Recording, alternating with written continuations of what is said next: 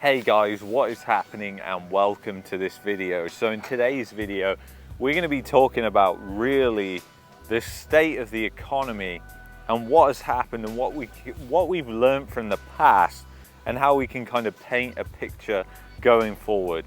So before we get started guys, please hit the like button, please subscribe to the channel, check out my podcast on Spotify.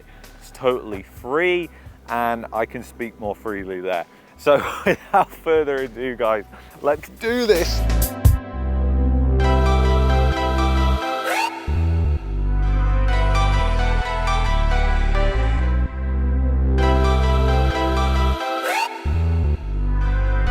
Alright guys, welcome back. It's really nice to get out and do videos, let me tell you, because you know, it's winter right now back in Calgary. Here it's winter too, but winter here is, as you can see, pretty nice. It's about 17 degrees out. I'll take it over -20 any day of the week. Guys, the thing I want to talk about today is basically people don't realize that in the past, the way governments have responded to different crashes, like let's talk about the dot-com bubble, for example. When the dot-com bubble in the US hit, the government's response to that was creating another bubble, and that was the housing bubble that then collapsed in 2008 and really started collapsing in 2006. So the government's excuse for a failing economy has always been to inflate these asset bubbles, to blow air into these asset bubbles. But the thing is, every single one in history has always met its sticky ending. There's no example where it's just sustained itself.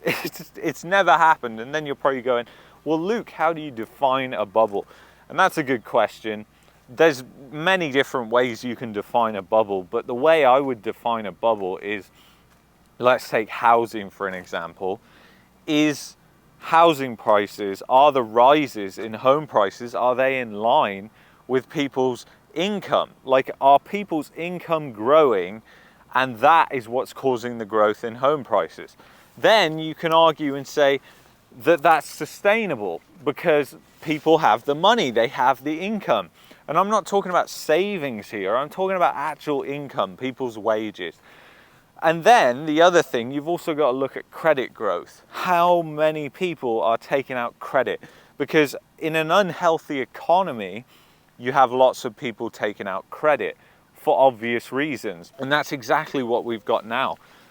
But what a lot of people don't figure and don't realize about where we are right now is the fact that just when you really paint the picture of the economy without the housing bubble, there's really nothing there. And that is the scary thought. That is the real thing that I see that a lot of other people I don't think understand and truly fully appreciate, and I know a lot of you guys do. But the thing is, when this all goes bad, you're about to see how much of the economy just relies on this bubble. And I'm talking about so many different components beyond the ones you're thinking about. Think about lawyers, think about construction workers, concrete companies, roofing companies, you name it. There is thousands and thousands of companies that have thrived because of the real estate bubble. Are people more likely to renovate their house when their home is going up in value, or less likely? The answer is more likely. So that creates an industry on its own of people who fix things up, people who put flooring down. And all of those people get absolutely floored and practically go bankrupt when these bubbles end. And it's no fault of their own in a lot of cases. These people just don't have the education on economics to know what's really going on. They got into that business because they saw an opportunity to create a good or a service to provide to people because people wanted it, people needed it. But what they didn't look at was going into the future, if something happens, Are they going to need that goods or are they going to need that service? The thing is, guys, you have to realize that when the crisis hit in 2008, it was not just housing that was affected. It wasn't just people with housing jobs. The whole economy had become financialized, and that's exactly what's happened in Canada. Canada's economy is based off finance. It's based off credit, in other words. So when that all ends, how many bankers are going to go? How many real estate agents are going to get fired? You know, how many people are going to be collateral damage to this bubble bursting? And a lot of you will say, well, Luke, you know what? This bubble, it can go on forever. It will never collapse because we have lots of immigrants. I get these ridiculous sort of people who say this all the time. And whatever, you know, I'm kind of sick to death of talking about this now. The thing is, people just don't understand, and everybody who is sitting there thinking, it's never going to collapse, you know, you're totally wrong. Okay, just go and study history and find me a couple of bubbles. If you can even find one, I'll be shocked. Credit bubbles, in terms of the definition of that, where credit expansion has grown rapidly and you've also had asset prices explode and not keeping up with wage growth. Go and find that and then put it in your comment. Don't say, it's gonna go on forever, Luke. I can't tell you why, but it's going to go on forever, because that's just a baseless argument.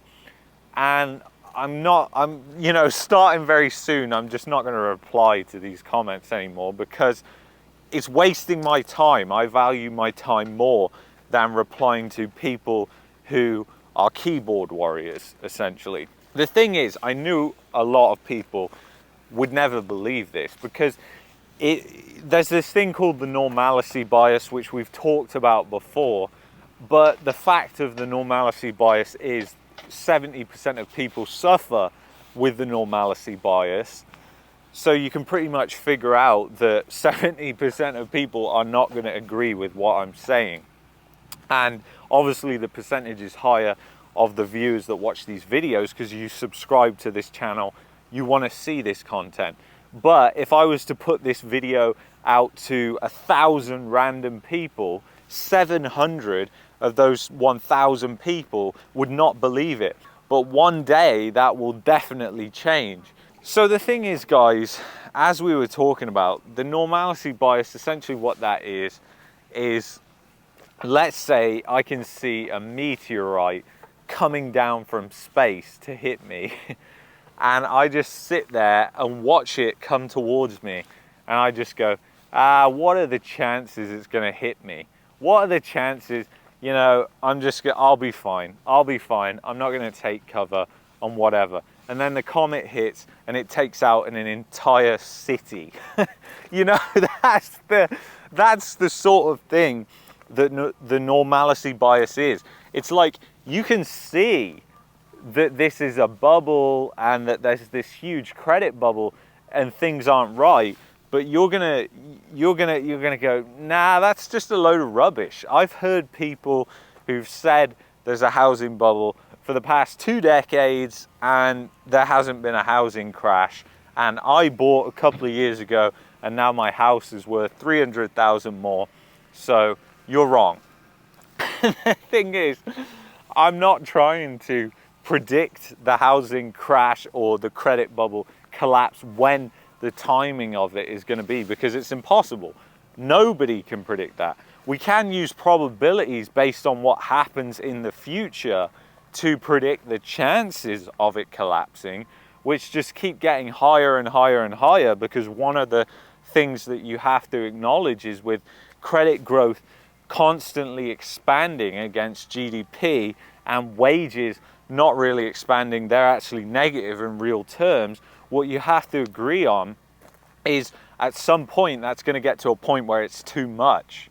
So the probability of a collapse occurring or the credit bubble popping just gets higher and higher and higher as it gets bigger and bigger and bigger. So that we know is definitely happening. But the thing is, guys, we just know that this credit bubble cannot sustain itself long term. It can't. And I mean, it has to this point, but we've seen it explode in growth so much now that it's just becoming so unsustainable. And now we're really seeing inflation that we haven't seen since before the 2000s. It's going to be interesting to see what the government's going to try and do about that. Interest rate hikes, price controls, you know, whichever way they go, they'll make a mess of it. I can tell you that much. So anyway, guys, thank you so much for watching. If you haven't already done so, hit the like button, subscribe to the channel. After this video, go check out the podcast on Spotify because you'll really enjoy that. It's a different type of content. It's really worth taking a look at. So anyway, guys, I'll see you in the next video from Phoenix, Arizona. Peace and love, guys. Bye-bye.